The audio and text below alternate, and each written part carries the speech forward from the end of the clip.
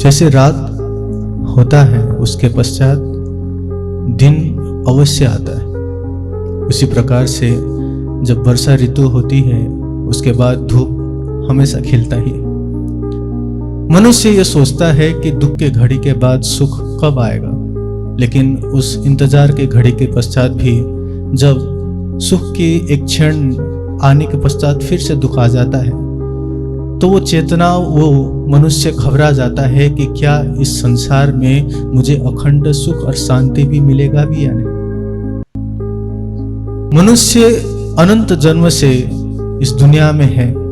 ऐसा नहीं कि हम जो 20 साल 30 साल 40 साल या 60 साल 80 साल के हो गए हैं उतना ही हमने इस जीवन को जिया है। ये जीवन अनंत काल से इस दुनिया में हम रह रहे हैं, लेकिन उस जीव को यह संबोधित किया जा रहा है कि वो अनंत काल से है।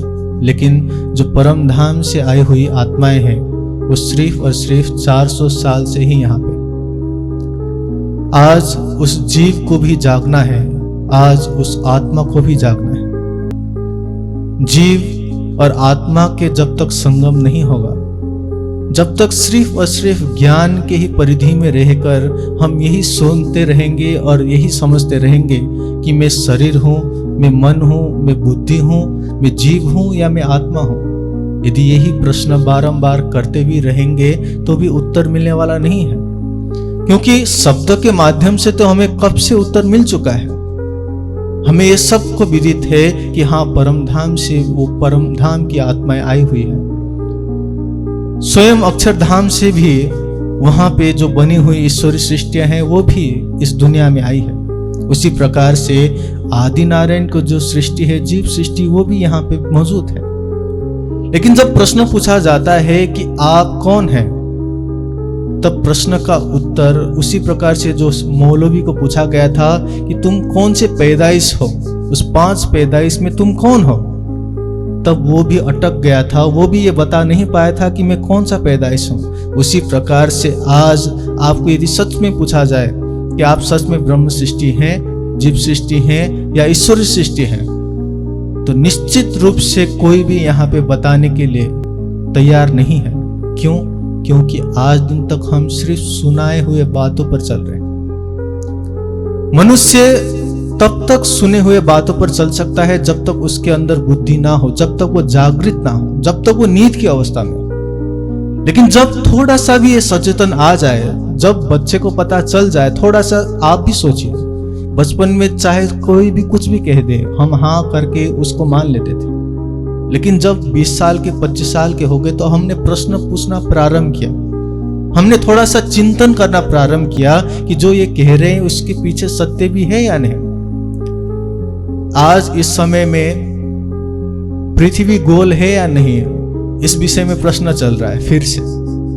वैसे तो पूर्व काल में ही भूगोल है करके बता दिया गया था, और उसी प्रकार से पहले के जो बाइबल है उसमें ये लिखा गया, ऐसा बताया जाता है कि वो जो अर्थ है वो फ्लैट है। लेकिन जब दोनों विपरीत ज्ञान के मिलाप होने के कारण जो संशय पैदा हुआ, उसमें ये थोड़ा सा इच्छा प्राप्त हुआ कि हाँ, सत्य क्या है।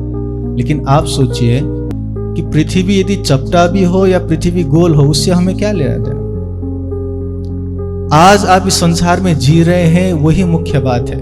लेकिन यदि आप ये प्रश्न नहीं पूछेंगे कि इस शरीर के छूटने के बाद क्या होगा, तब जाकर आप की बड़ी भूल हो जाएगी।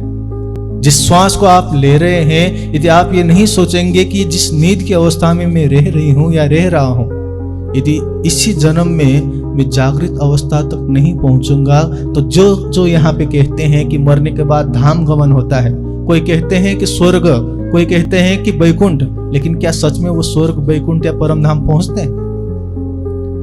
हर कोई सिर्फ ये कहने में इच्छा करते हैं कि हम आत्माएं हैं तो हम मरने के बाद सीधा परम धाम का टिकट काट चुके हैं, लेकिन ऐसा नहीं है। जब तक हम जागृत अवस्था तक नहीं पहुंचते हैं, जब तक हम जागृत नहीं हो जाते हैं, जब तक हम स्वयं नहीं देखते हैं, तब तक आप भी स्वयं ये नहीं कह सकते हैं कि हाँ, मैं परम धाम की अधिकारी हूं। आत्मा तो वो अधिकारी है ही, ऐसा नहीं कि आत्मा को कोई उस दुनिया से निकाल सकता है। धाम धनी भी ये कहा जाता है कि उस परम धाम से उस आत्मा को नहीं निकाल सकते। लेकिन आज आप क्या दावा लेकर बोल सकते हैं कि मैं जागृत हूं? बात बहुत बड़ी बड़ी हम कर लेते हैं कि आंखा खोलो तो आप अपनी निरखत धनी श्रीधाम। आप क्या करना है? आपको आत्मिक आंख खोलना है और धाम धनी को देखना है। सुबह जब मंच लगता है ध्यान शिविर का, चितौनी का, तो हम आंख बंद करते हैं तो किस किस को धाम धनी के चरण कमल दिखाई देते हैं? कौन ये दावा ले सकता है कि हाँ, सच्चे रूप से जो मेरा मन है, मैं सच्चे रूप से धाम धनी के नजर पर नजर मिलाकर देख पा रहा हूं? लेकिन जब बारी आती है जागृत होने के लिए, जब बारी आती है जागृत होने के फल लेने के लिए, तब तो हर कोई वहां पे आ गए और अग्रसर रहता है। लेकिन कर्म करने की जब बारी आती है, क्योंकि जागृत होने के लिए बहुत बड़ा कर्म करना पड़ता है। आप चाहे शेरपुर वाले महाराज जी को ले लीजिए, राम रतन दास जी को, चाहे मंगलपुरी धाम के महाराज जी को ले लीजिए, कितने परमहंस हुए, उन्होंने अपने जीवन में दुख को झेलते हुए आगे बढ़े।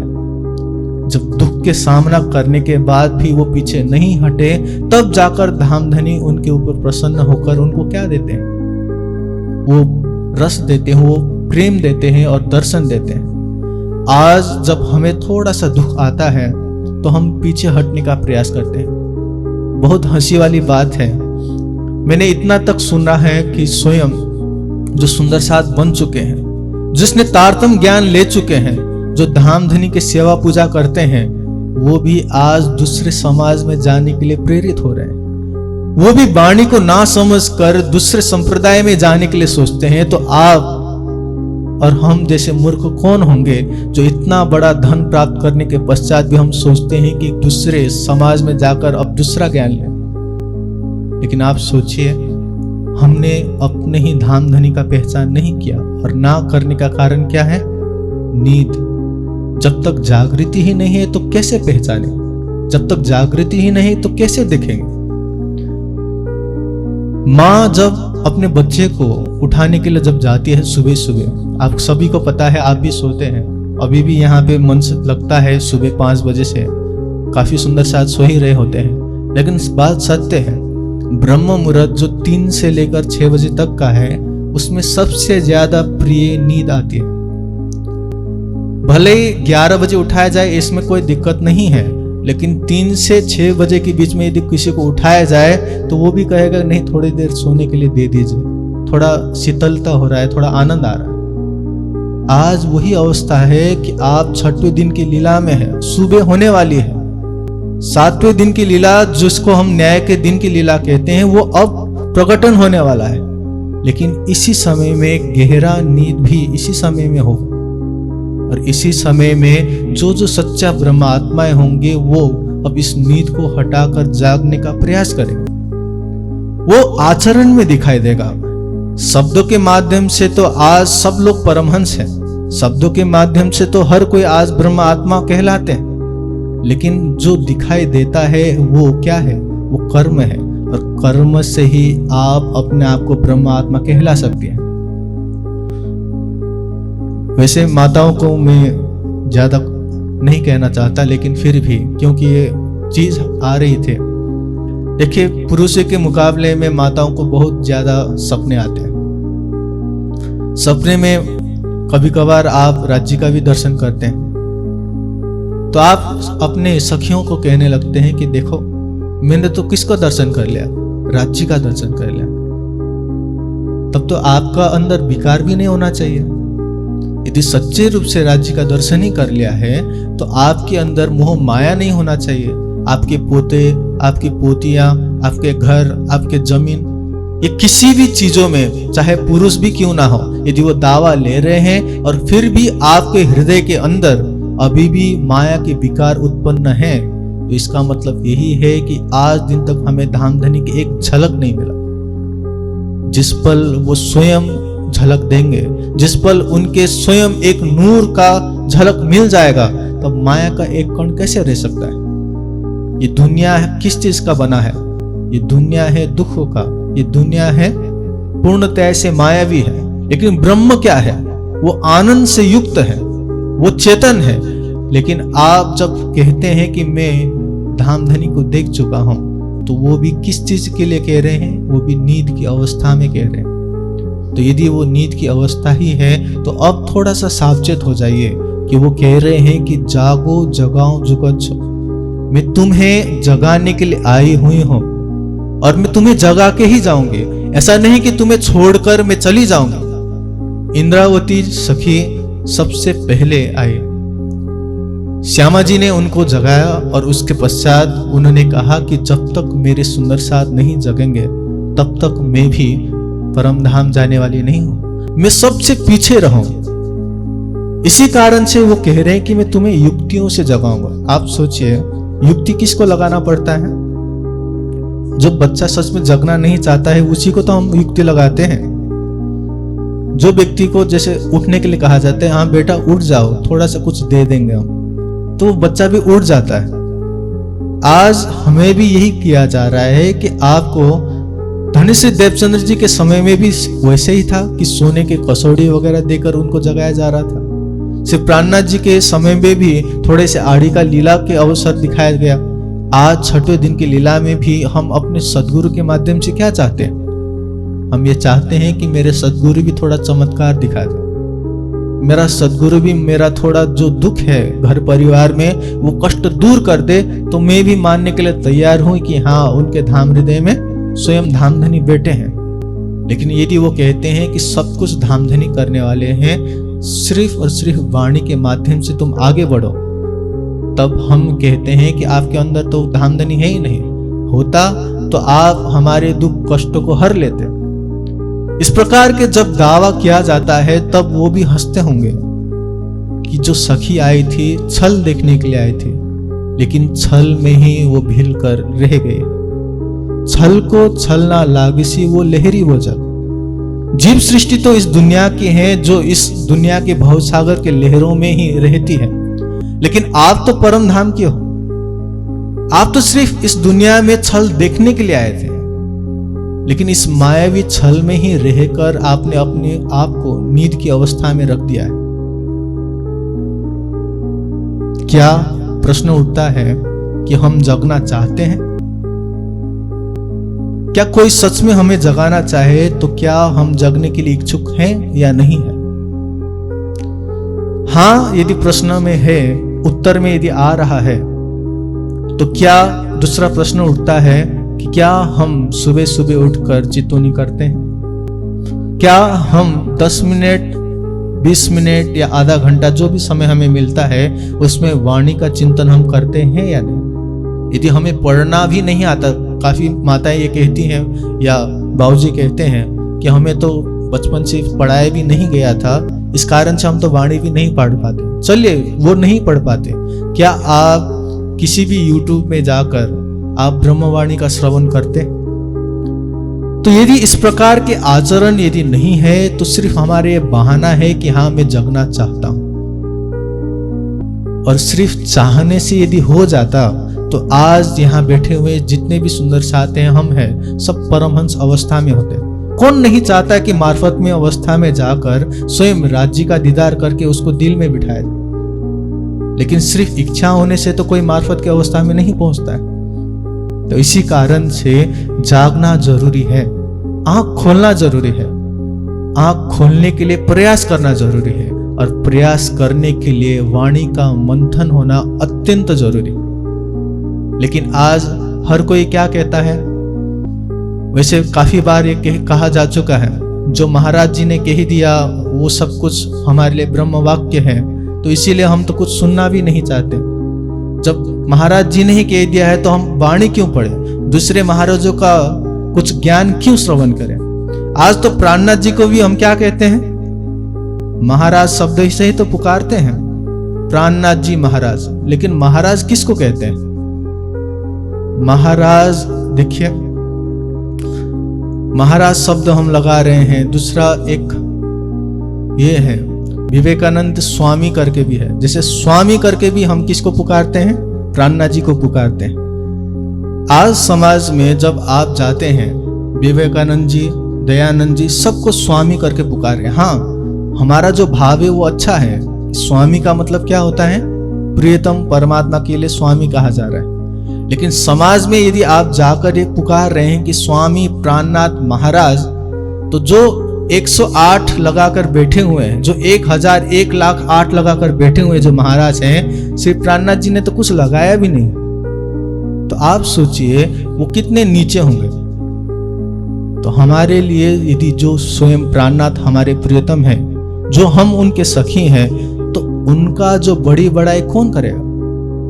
हम जो सखी होने के नाते अपने ही प्राणनाथ के यदि महिमा मंडन नहीं कर सकते, महिमा नहीं गा सकते हैं, तो इसका मतलब यही है कि आज दिन तक हम अपने आप को नौकरानी समझ के बैठे हुए हैं। जहां पे हमें थोड़ा सा लाभ मिले तो हम इस तरफ झुकते हैं, थोड़ा सा लाभ मिले तो उस तरफ झुकते हैं। लेकिन बात सत्य यही है, वो झुकने का कारण है कि हम अभी नींद में हैं। तो नींद की अवस्था को जागृत करने के लिए कहा जा रहा है बारंबार कि अब तुम क्या करो, तुम इस नींद को हटाने के लिए कह रहे हैं, जागो जगाओ जुगत सो, छोड़ो नींद विकार। तुम इस नींद के विकारों को छोड़ दो। अब यहाँ पे कह तो दिया कि हाँ जी आप नींद के विकार को छोड़ दीजिए। शराबी को शराब छोड़ने के लिए कहा जाता है, वो कहता है कि हाँ जी मैं छोड़ने के लिए तैयार हूँ। क्या चीज है? शराबी तो है, अभी चाहूं तो अभी छोड़ सकता हूं, लेकिन थोड़े दिन के लिए पीऊंगा और उसके बाद मैं छोड़ने के लिए प्रयास करूंगा। सिगरेट पीने वाला वही कहता है। आज के समय में मोबाइल देखने वाले वही कहते हैं कि हाँ आज थोड़ी सीरियल देखता हूँ, सीरियल देखने के बाद आज बस देखूंगा, कल से देखना बंद कर दूंगा। लेकिन बात क्या है? नशे का है। किसी को खाने का नशा है, किसी को देखने के नशा है, किसी को पहनने के नशा है, किसी को श्रृंगार करने का नशा है। मांस मछली शराब के ये तो सब कुछ आप लोगों ने दूर कर दिया। भैरव सेठ ने तो 3 दिन में क्या कर लिया? दर्शन भी कर लिया। लेकिन हमने इतने साल हो गए तारतम लिया हुआ, इतने साल हो गए सब कुछ छोड़ा हुआ, लेकिन 3 दिन में दर्शन क्या? 30 साल हो गए फिर भी दर्शन नहीं हो रहे हैं। और कभी प्रश्न तक नहीं पूछा कि दर्शन क्यों नहीं हो रहा है।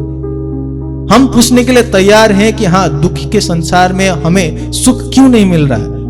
हम ये पूछने के लिए तैयार हैं कि हमें भी इस दुनिया के जैसे कार धन दौलत कब मिलेगा। लेकिन कौन आत्मा है जो ये पूछेगा कि हाँ मैं परम धाम से आई हुई हूं तो एक बार तो मुझे धामधनी का दर्शन हो। मुझे भी तो कोई ऐसे सद्गुरु बता दे मार्ग जिससे मैं भी अपने आत्मा का कल्याण कर सकूं। लेकिन प्रश्न हमारा वो है जो माया की ओर ले जाता है। हम प्रश्न के उत्तर में भी क्या ढूंढते हैं? अपने नींद की अवस्था को विकार को दूर करने के नहीं ढूंढ रहे, हम ढूंढ रहे हैं कि कैसे सुख मिलेगा।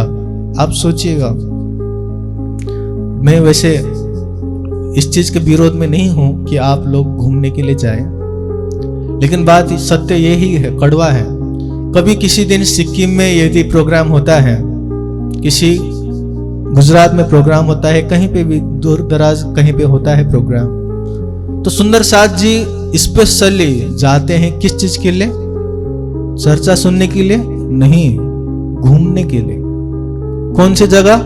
कि उस जगह पे मैं नहीं गया हूं तो उस जगह पे जाना भी है, रहने के लिए भी मिल जाएगा, खाने के लिए भी मिल जाएगा और घूमने के लिए भी मिल जाएगा। राज्य के श्रवण ही करना था तो आप क्या कर सकते थे? वहां के जाकर 3 दिन तक रहकर सेवा करके आप कुछ लाभ प्राप्त कर सकते थे। लेकिन आप जाते हैं, 1-2 घंटा दिखाई देते हैं और उसके बाद गायब हो जाते हैं। और कहां पे? घूमने के लिए। आप आए किस चीज के लिए था? आप आए यहाँ पे माया से दूर होने के लिए थे। लेकिन तब आपको जब कर्म दिखाई देता है कि आप तो इसी माया में ही रमते रहे, तो आपको धामधनी देखते हैं और हंसते हैं कि मैंने कहा था कि तुम यदि माया में जाओगी तो ऐसा ही होगा। स्वामी जी कल कह रहे थे, चाहे लालदास जी हो, चाहे कोई भी सखी हो, जब परम धाम में पहुंचेगी तो हंसी का लीला तो होना ही है।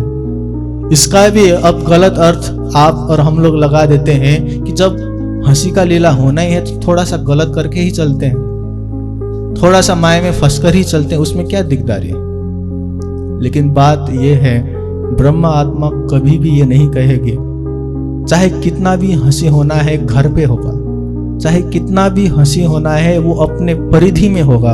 अक्षर ब्रह्म और किसी पर पुरुष को और किसी भी आत्मा से जो दूर है उनको पता भी नहीं चलेगा कि हंसी हो रहा है। जैसे घर परिवार के जो बातें हैं वो कभी भी बाहर के लोगों से नहीं किया जाता है, चाहे मारपीट भी हो, चाहे थोड़ा सा गलत भी बोला जाए, लेकिन जब बाहर से कोई व्यक्ति आता है तो उसके सामने क्या दिखाया जाता है?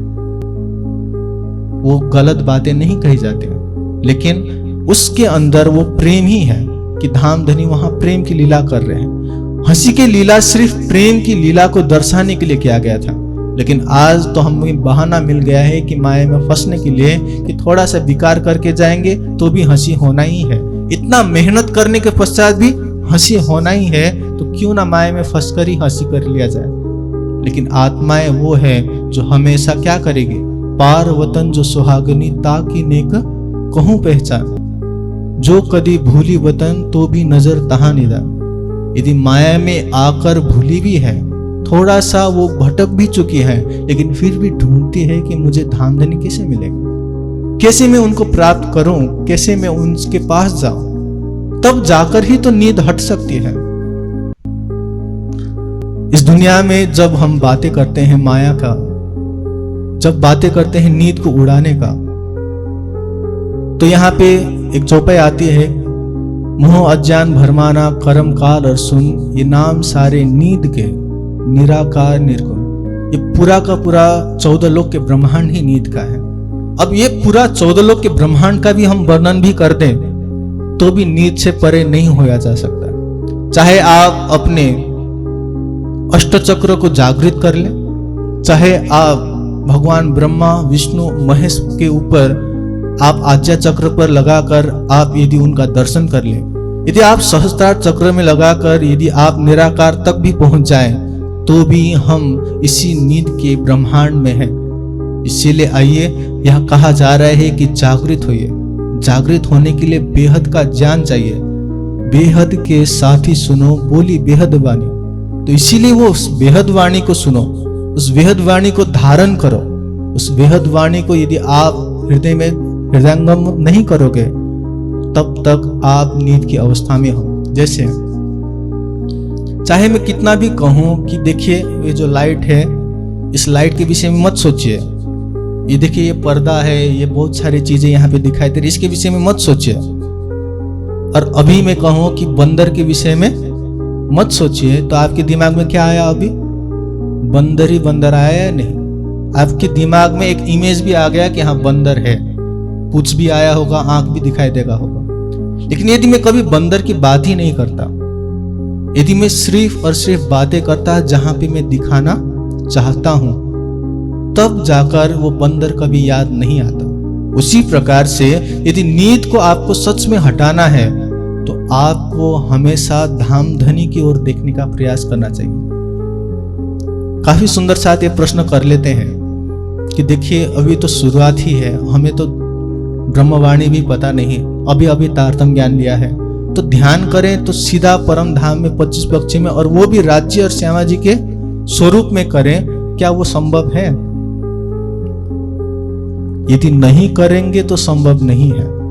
यदि आप 14 लोक के जो ब्रह्मांड है उसी में ही चिंतन करते रहेंगे, ये सोचते रहेंगे कि मन को शांत कैसे करें, श्वास में ध्यान लगाएं, मंत्र का जप करें, या मूर्तियों के ऊपर थोड़ा सा ध्यान लगाकर मन को शांत करें। मन शांत करना बहुत अच्छी बात है, लेकिन मन शांत करके उस मन के द्वारा परमात्मा को नहीं पाया जा सकता। साधन वो जरूर हो सकता है, लेकिन उस चीज से परमात्मा का कोई भी लेना देना नहीं है, न जप से, ना तप से, ना ध्यान से। वो परमात्मा जप तप ध्यान से प्राप्त होने वाले नहीं है। वो सिर्फ और सिर्फ प्रेम है जो उसको प्राप्त करा सकता है। चित्तोनी एक माध्यम के रूप में है। चित्तोनी क्या है? चित्तोनी जो आत्मा से परमात्मा तक जोड़ दे, जो आत्मा परमात्मा तक देखने का प्रयास करे, उसी को हम चित्तोनी कहते हैं। और वही तो आपको जागृत अवस्था तक ले जा सकता है, वही तो आपको विकार के भावना को दूर करवा सकता है। इस दुनिया में विकार कितने प्रकार के हैं?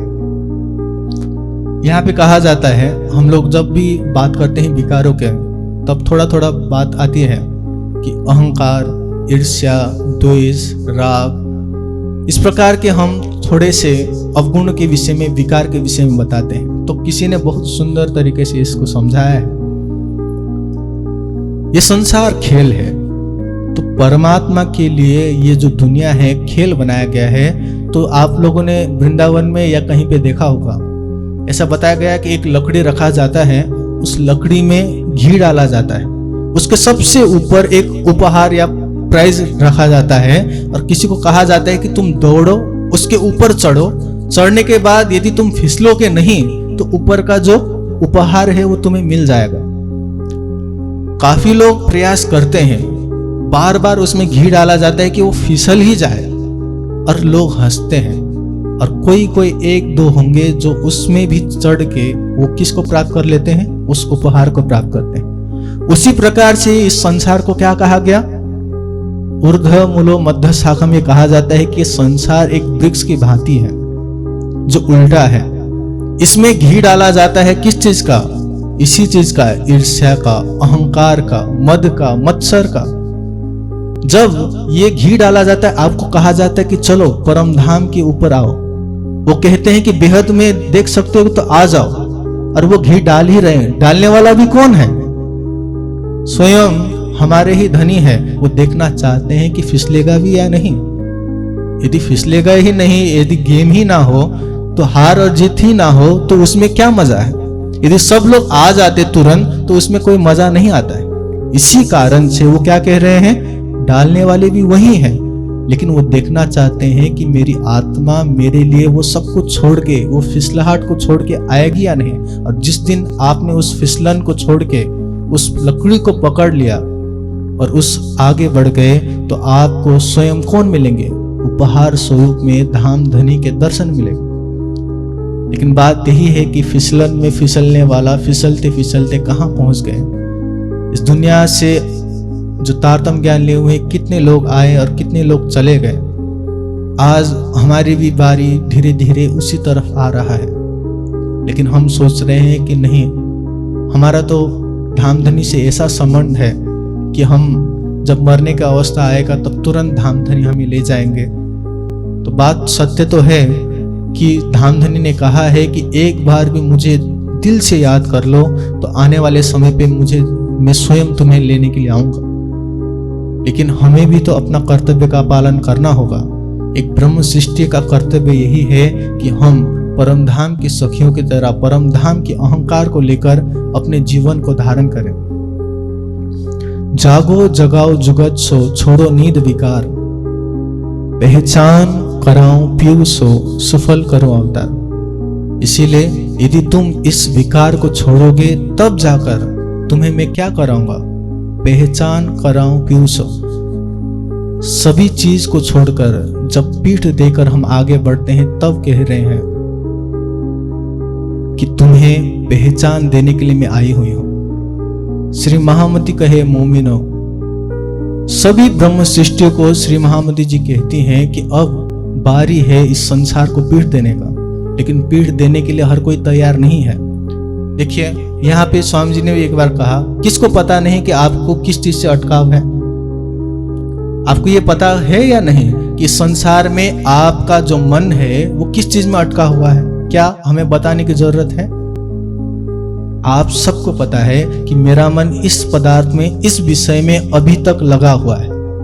जिस दिन आपने उस विषय को छोड़ना प्रारंभ कर दिया, चलिए एक ही बार में ना किया हो, एक एक बार में एक एक चीज करते हुए भी जाएंगे तो भी पीठ देने के लिए आप माया को तुरंत अब सफल होंगे। लेकिन बात यह है कि आप सोचते हैं कि मंच के जो चर्चा है वो थोड़ा सा सुन के हमने अपने कर्तव्य का पालन कर दिया है, थोड़ा सा झाड़ू लगा के, थोड़ा सा हमने कुछ कार्य करके हमने अपने कर्तव्य का पालन कर दिया है। लेकिन आपको हम कह रहे हैं, विशेष रूप से हो सकता है गलती हो, ये शब्द गलत हो, लेकिन मैं कहता हूं कि आप स्वार्थी बनिए। स्वार्थी बनिए इस कारण से क्योंकि आप आत्मा है। स्वार्थ आत्मा का रखिए कि मुझे अपने आत्मा का जागृति करना है। यदि कोई बात करने के लिए आता है तो आप कहिए कि मुझे बात नहीं करना, मुझे ध्यान करना है, मुझे पढ़ना है, मुझे अपने आत्म जागृति करना है। वो स्वार्थ में आता है। यदि सेवा कर रहे हैं और सेवा के लिए कोई आपसे निकालना चाहता है तो आप कहिए कि नहीं, मुझे इसी प्रेम सेवा से धामधनी को पहचान करना है।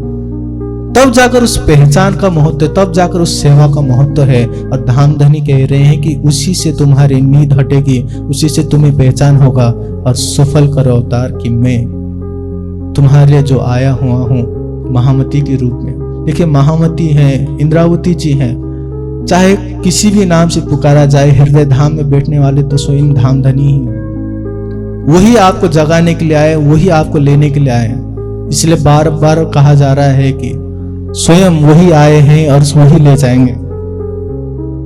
तो इसीलिए समय समाप्त होता है कि आप परम धाम की हैं, उसको हमेशा याद रखिए। हर एक के जीवन में विकार आते ही हैं, चाहे परम अवस्था में भी क्यों ना हो। तो इसीलिए प्रयास करें कि जो दुनिया में आए हैं उस खेल को देखें। खेल को देखने के पश्चात अब धीरे धीरे सुंदर साथ के साथ में साथ मिलाकर अपने सद्गुरु के चरण कमल या उनके आदर्श में चलकर धामधनी को प्राप्त करें।